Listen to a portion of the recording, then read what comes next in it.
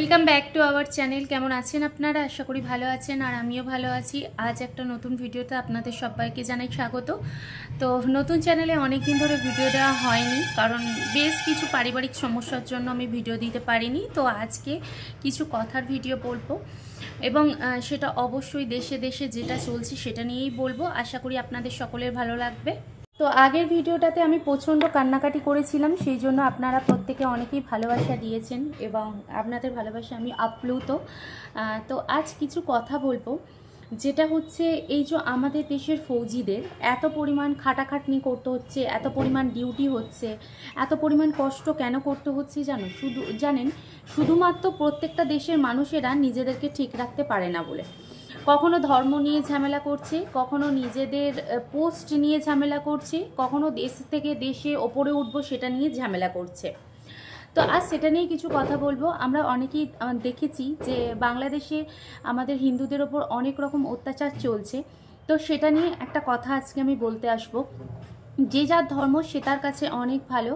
আমরা সনাতনীরা, একজন মোল্লা সাহেব একটা ভিডিওতে বলছেন যে সবথেকে শান্তিপ্রিয় জাতি হচ্ছে সনাতন জাতি, কারণ তারা প্রচণ্ড ঠান্ডা সুস্থ মানুষ। তারা তাদের জিনিস নিয়ে থাকতে বেশি পছন্দ করে। তারা তাদের ধর্ম, মন্দির, তারা নিজেদেরকে নিয়ে খুব ভালোভাবে থাকতে পছন্দ করে। আর পৃথিবীর সব থেকে শান্তিপ্রিয় সত্যিই সনাতনীরা। আমি কোনো জাতিকে এখানে ছোট করছি না, যে যার ধর্ম সে তার কাছে অনেক বড়। আমার কাছে আমার ধর্ম অনেক বড় এবং ভালোবাসার জায়গা।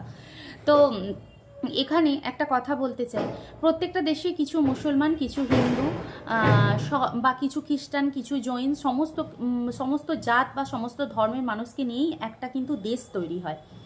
তো সেই জায়গায় আমাদের ইন্ডিয়াতেও কিন্তু অনেক মুসলমান রয়েছেন, অনেক খ্রিস্টানি আছেন, অনেক পাকিস্তানি আছেন, অনেক সৌদি আরবের মানুষ আছেন, অনেক জায়গার মানুষেরা রয়েছেন।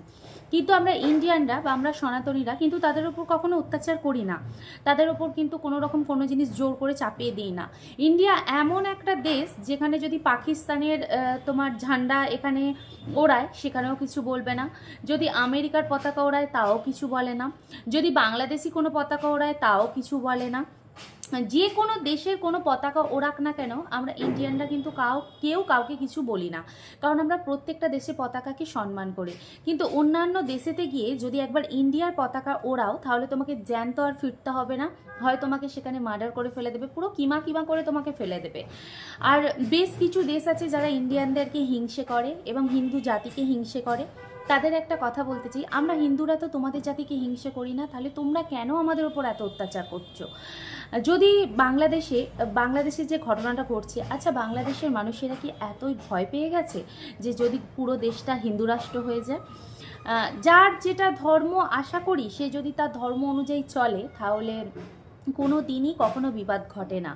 আর একটা কথা বলি, কোনো ধর্মই কোনো মানুষকে বা কোনো বই বা কোনো গ্রন্থই কিন্তু কোনো ধর্মের মানুষকে উৎসাহিত করে না যুদ্ধ করবার জন্য। প্রত্যেকটা ধর্মের মানুষ এবং প্রত্যেকটা তাদের বই কিন্তু প্রত্যেকটা মানুষকে এটাই শেখায় যে নির্বিপাকে সবাইকে ভালোবেসে সঙ্গ করে নিয়ে চলো। আজ আমাদের হিন্দু মা বোনদের মধ্যে যেটা হচ্ছে, যেটা তাদেরকে অত্যাচার করছে, কষ্ট দিচ্ছে, দেখে সত্যি আমার চোখে অনেক জল আসছে। আমাদের দেশেতে বহু কোটি মানুষ মুসলমান কিন্তু বসবাস করে, আর বেশ কয়েকটা দেশে বেশ কিছু সংখ্যক হিন্দু মানুষ বসবাস করে।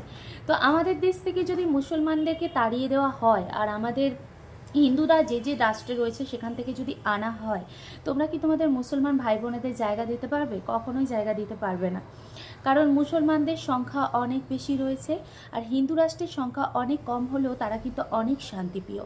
তাই হিন্দুদের উপর অত্যাচার করা বন্ধ করো। তোমরা যে যার ধর্ম সেটা নিয়ে ভালো থাকো, প্রত্যেক ধর্মকে সম্মান করো আর নিজেদের ধর্মকে ভালোবাসো। আমি এটাই বলতে চাই। আর নিজেদের মা বোনেদের সত্যি কথা বলতে কি এত কষ্ট পেতে দেখে বুকে বড্ড কষ্ট লাগছে। আজ যখন বাংলাদেশেতে একটা ঝামেলা হয়েছিল, যখন ছাত্রদের নিয়ে এত প্রবলেম হলো, তখন কিন্তু আমরা ইন্ডিয়ানরাও বা আমরা হিন্দুরাও কিন্তু তোমাদের পাশে গিয়ে দাঁড়িয়েছিলাম। তাহলে আজকে কেন তোমরা হিন্দুদের উপর এত অত্যাচার করছো? আজ আমার এই প্রশ্নটা তোমাদের কাছে রইল। যদিও বিতর্কিত বিষয় নিয়েই আমি আলোচনা করলাম, কিন্তু কিছু না বুঝে শুনেই আলোচনাটা করলাম। শুধু আমি এটাই বুঝেছি যে হিন্দুদের ওপরই বারবার করে কেন অত্যাচার করা হবে। তো যাই হোক বন্ধুরা, তোমরা যদি একমত হও অবশ্যই কমেন্ট বক্সে জানিও। ভালো থেকো, সুস্থ থেকো, আবার দেখা হবে নতুন একটি ভিডিওর সাথে। ততক্ষণের জন্য বিদায় নিলাম।